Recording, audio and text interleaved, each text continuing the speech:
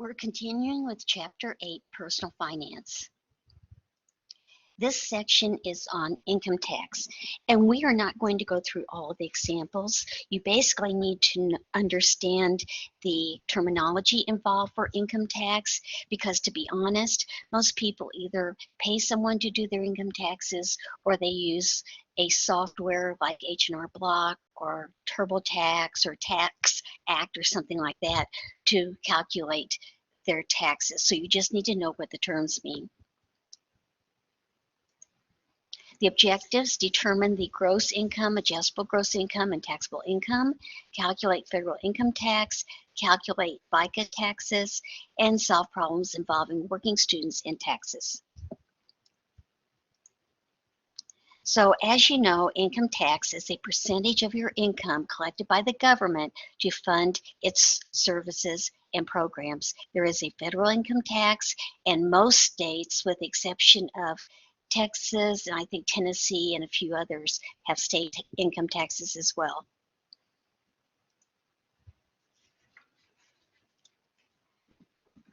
To calculate your income tax, you have to determine your adjusted gross income. So your adjusted gross income is all of your income for the year. It would include wages, tips, and other income that you may have. Adjustments would include payments for tax-deferred savings plans, things like that. So determine your taxable income. You would take your taxable income minus your adjusted gross income minus any exemptions and deductions. And these change from year to year based on the government and what they decide to count and the amount that you're allowed to count.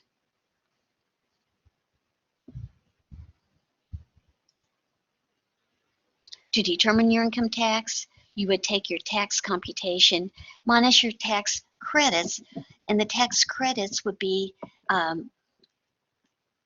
things that you may be able to deduct.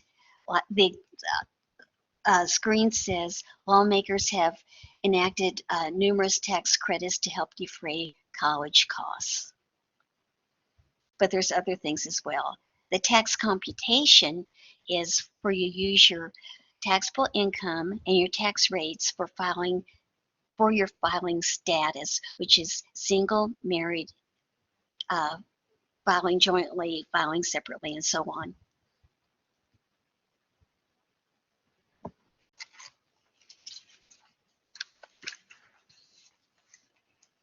Okay, we're going to do this one example. A single man earned wages of $46,500, received $1,850 in interest from a savings account, which, yes, you do have to report, received $15,000 in winnings on a television game show, and contributed $2,300 to a tax-deferred savings plan. He is entitled to a personal exemption of $3,800 and a standard deduction of $5,950. The interest on his home mortgage was $6,500. He paid $2,100 in property taxes and $1,855 in state taxes, and he contributed $3,000 to charity. So we've got several things we want to find. First of all, we want to determine his gross income. Remember, that refers to the total income, and so he would add together his wages, his interest from the savings account, and even the earnings from the television show. So we get $63,350. Now we want to determine his adjusted gross income. That is the gross income minus your adjustments. The adjustments for this particular example would be the contribution of $2,300 to a tax-deferred savings plan, so we deduct that, and we see that our adjusted gross income has come down a little bit to $61,050. Then we determine the man's taxable income. we have to subtract the exemptions and the deductions from the adjusted gross income to determine his taxable income. This taxpayer has a personal exemption of $3,800, and he has a standard deduction of $5,950. So the deduction is greater than $5,950 is obtained by itemizing deductions. So we're going to do the $6,550, which is his home mortgage, plus the $2,100 in property taxes, plus the $1,855 in state taxes, and the $3,000 in charity. So adding those together, we get $13,455, which is why we say it's by itemizing or listing these deductions is higher than what you would get with the standard deduction. This usually doesn't happen unless you have a lot of deductions that you can legally take. So we've got our taxable income is equal to our adjusted gross income minus exemptions and deductions. What we just figured on the previous slide, we're going to deduct all that and we get $43,795. So his taxable income is $43,795.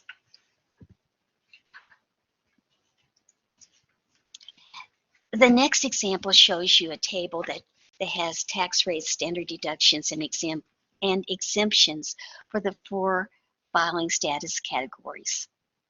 And these change from year to year.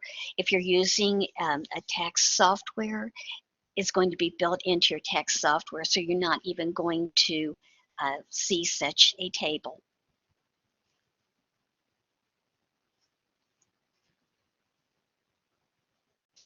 We're going to skip to FICA. These are Social Security and Medicare taxes.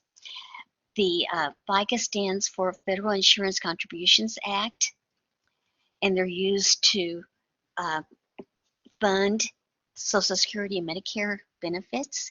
Social Security provides payments to eligible retirees, people with health problems, eligible dependents of deceased persons, and disabled citizens. And Medicare provides health coverage for Americans who are 65 and older. And this chart here shows you the rates at a specific period in time. Again, these often change. It shows you that the employer would pay a certain percentage, the employee pays a certain percentage, and if you're self-employed, you are supposed to pay as well. And that's all we're going to talk about in this section.